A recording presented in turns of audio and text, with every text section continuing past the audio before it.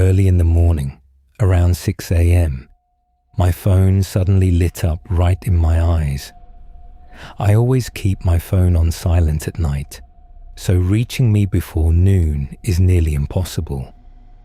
But that morning, my daughter had already woken up and was quietly moving around, so I opened my eyes for a second.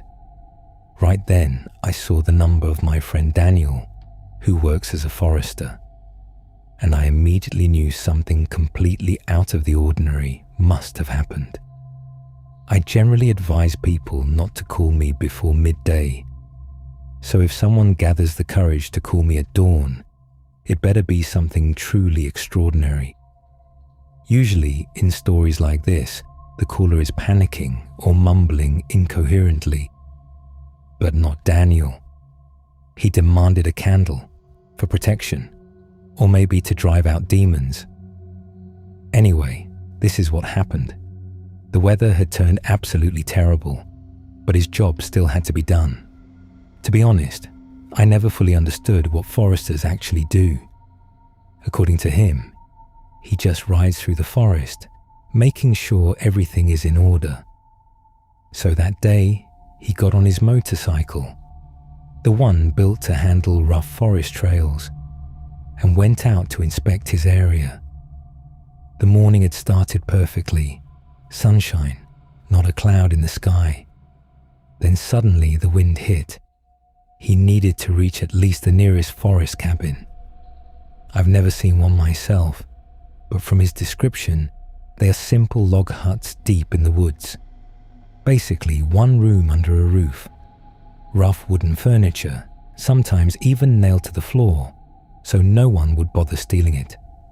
Simple utensils, bowls, spoons. Some cabins have hidden caches known only to the foresters. Otherwise, even in the deepest wilderness, someone would eventually steal anything valuable. In those hiding places, there might be blankets, sometimes sleeping bags, canned food, matches, basic survival supplies. Sometimes there's a small metal stove inside, if you're lucky, because often these cabins are stripped completely. Finding one isn't easy, but even in the most remote forest, you'll eventually find a scrap of paper, some foil, or a bottle. People wander everywhere. Windows are rare in such huts. They get broken by people, by branches, by anything. Basically, it's just a wooden cube with the bare minimum to survive bad weather, not freeze to death, and wait things out. Daniel reached one of those cabins through rain and wind on his roaring motorcycle. At that moment, it looked like a palace to him. Riding through cold rain with wind forcing water under your clothes is pure hell. He found the cache, laid out the blankets, and lit the small stove that had luckily survived. He smoked, scrolled through his phone, then went to sleep.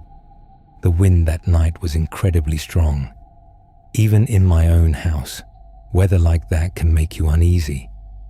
But imagine a tiny cabin lost in the forest with no people for miles, no electricity, barely any signal.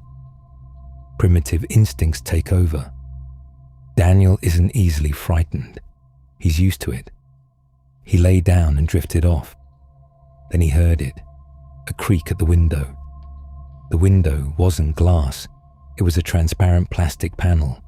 The sound was loud and unpleasant. He thought it was probably just a branch.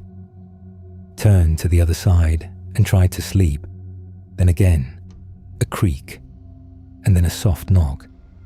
Light, almost like a child tapping a palm against the window.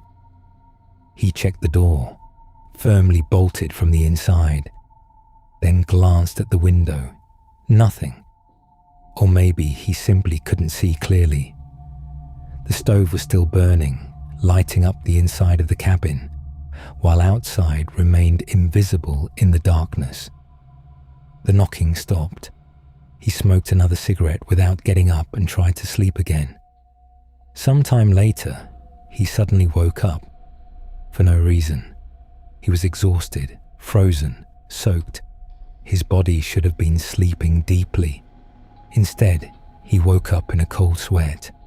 The stove had gone out but was still warm, so it wasn't the cold. He checked the door again, then looked at the window, and there, behind the plastic panel, stood something. The surface was scratched and cloudy.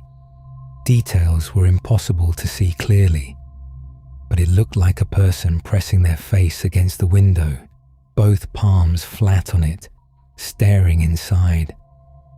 He says at first he thought his heart would burst from his chest. He doesn't know how long it stood there. It didn't move, didn't scratch, didn't knock again. It just stood there and watched. He tried convincing himself it was leaves or branches shaped strangely by the wind, but he didn't go outside. Because what if it wasn't? Why risk it? He wasn't trying to get in. That was enough. After a while, he got tired of staring at it. He cursed at it loudly, said, "If you want to watch, then watch. I want to sleep." He turned toward the wall so he wouldn't see the face, and somehow fell asleep. At 6 a.m., he woke up again.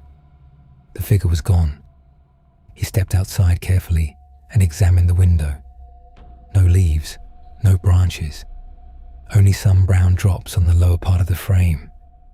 And the feeling in that spot was so heavy and bleak, it made him want to hang himself.